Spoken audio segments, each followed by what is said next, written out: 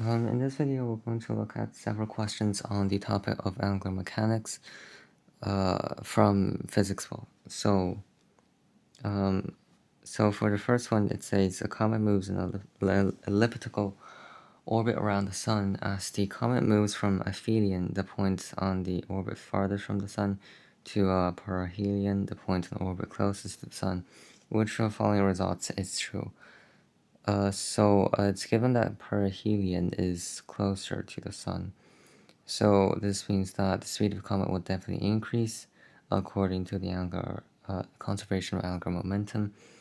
And as angular momentum is conserved, it is constant. So we're looking at B and only B. And then the gravitational potential energy will definitely decrease as it is closer to the Sun. So that's B for question 1. Now, the second one says, consider a bicycle wheel shown at the right to be a ring with a 60 centimeter diameter and a mass of 1.5 kilograms. Attached to the wheel is a gear with a radius of 4 centimeters and negligible mass. A force of 20 newtons applied tangentially to the gear for 4 seconds, and starting from rest, what linear speed does the wheel achieve, assuming it rolls without slipping? So what we want to calculate is the linear speed, and it's given that a force is applied, so that's essentially a moment. And what we can do is, I suppose, calculate the angular acceleration, and that should be from the expression for torque or moment. So for moment, the expression is the angular inertia times the angular acceleration. So the angular acceleration in this case will be equal to the force, which is 20 newtons, times the radius, which is the radius of the gear. That's given as 4 centimeters, so that's 0.04 meters, over the angular inertia. So it's a ring, so that it's just mr squared. So m is 1.5 times the r, which is 30 centimeters, so that's 0.3 meters, and then squared. And that will be equal to 20 times 0.04 over 1.5, and then you time it by 0.3 squared. That will be 5.926. So that's 5.926 radians as minus 2.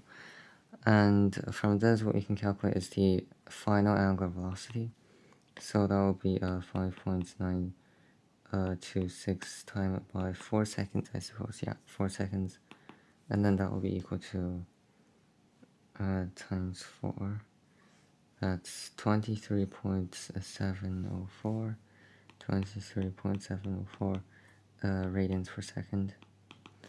And from this, we can then calculate the linear speed, which is equal to 23.904 times the radius, which is 0.3.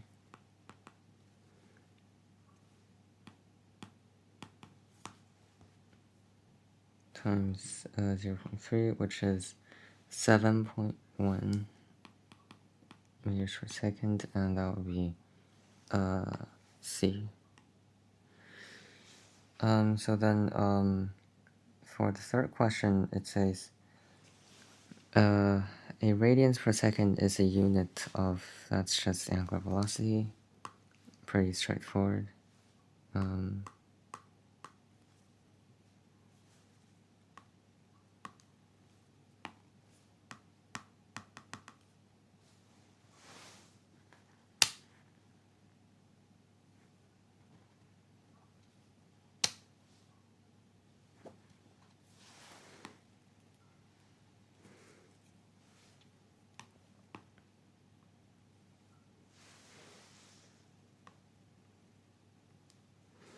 And for the next one, it says a torque of 150 Newton meters causes the drive shaft of the car to rotate at 450 radians per second. How much power is produced by this torque? So the power in angular mechanics, will be the equivalent of force times velocity, which is torque times angular velocity.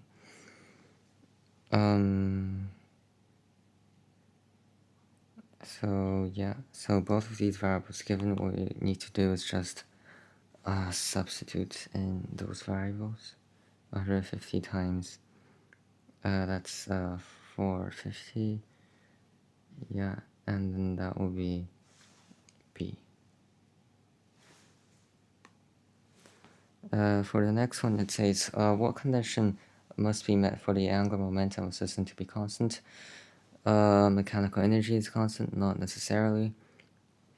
There is no net external force acting on the system. Well, angular momentum is a component of the rotational equilibrium. So external force, unless it's tangential, so it's not necessary. And the system is static equilibrium. Well, it's rotational, so there's no net external torque acting on the system. So that's just D. Yeah, and then the last one, only the gravitational force is acting on the system. That is the same fact as no external force. And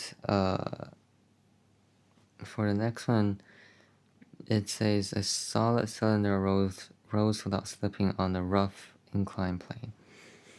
Which one of the following choices best represents the type and direction of the friction acting on the cylinder as it rose up the incline?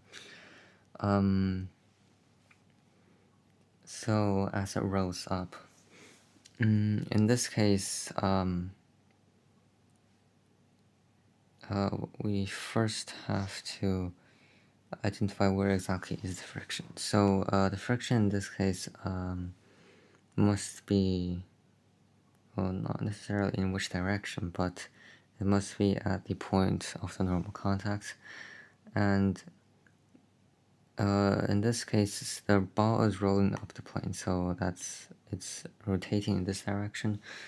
And however, it's rolling up the plane without any force supporting it, so this means that it must be accelerating down the plane. And so this means that its angular velocity must be decreasing throughout the process, and so the friction must be opposite to its rotational direction. So its friction must be in this direction, which is up the plane. And it's definitely static friction because it says rose without slipping. So in this case, that will be A.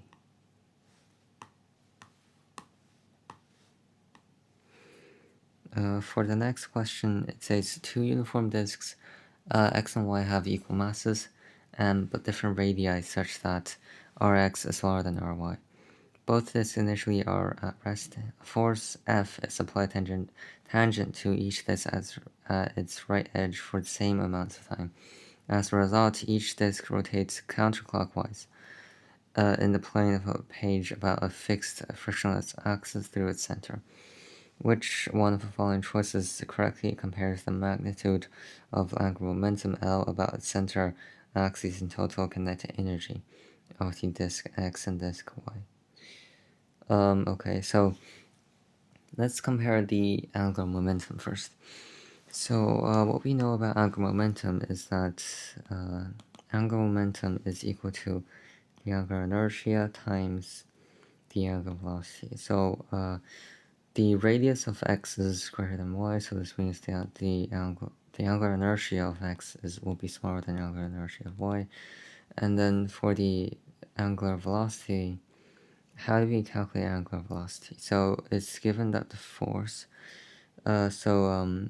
force and times the radius, so force times radius is equal to the torque, which is equal to the angular inertia times the angular acceleration.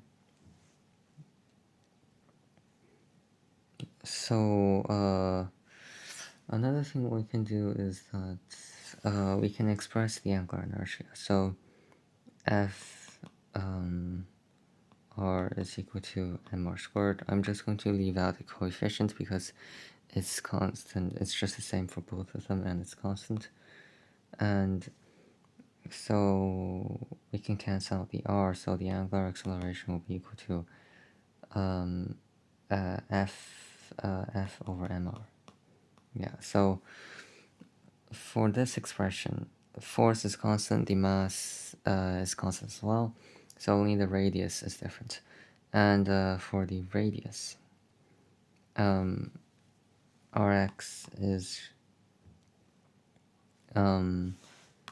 this looks like alpha, x smaller than Ry, so this means that the angular acceleration of x will be greater than the angular acceleration of y. So, and then it's applied for the same amount of time, so therefore omega x is greater than omega y, and so therefore L of x, well, not necessarily, because let's see, we have to express this again. So I is equal to m r squared.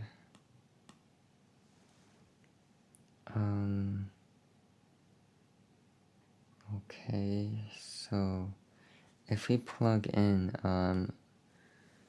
omega, let's see, if we plug in omega, that will be mr squared times t. I'm going to leave out t as well. So t,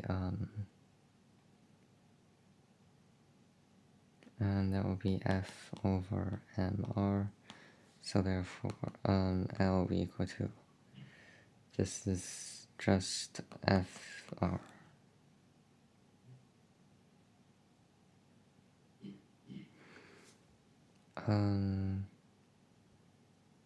So in this case, L is directly proportional to fr, and r for rx is smaller than ry. Therefore, L of x is smaller than L y. And so therefore we are looking at A, B, and E. So now let's compare the kinetic energy. So kinetic energy, well, in this case, that's only the rotational kinetic energy. So for that kinetic energy, I'm going to say just K for kinetic energy is equal to a half omega, inertia omega squared. So we can simply express these to find out some kind of comparable relationship.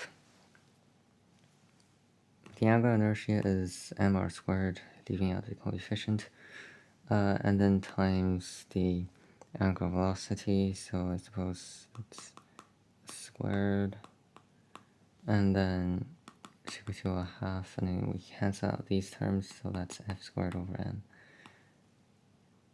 So this means that kx is equal to ky because all of these terms are constant. And the final answer will be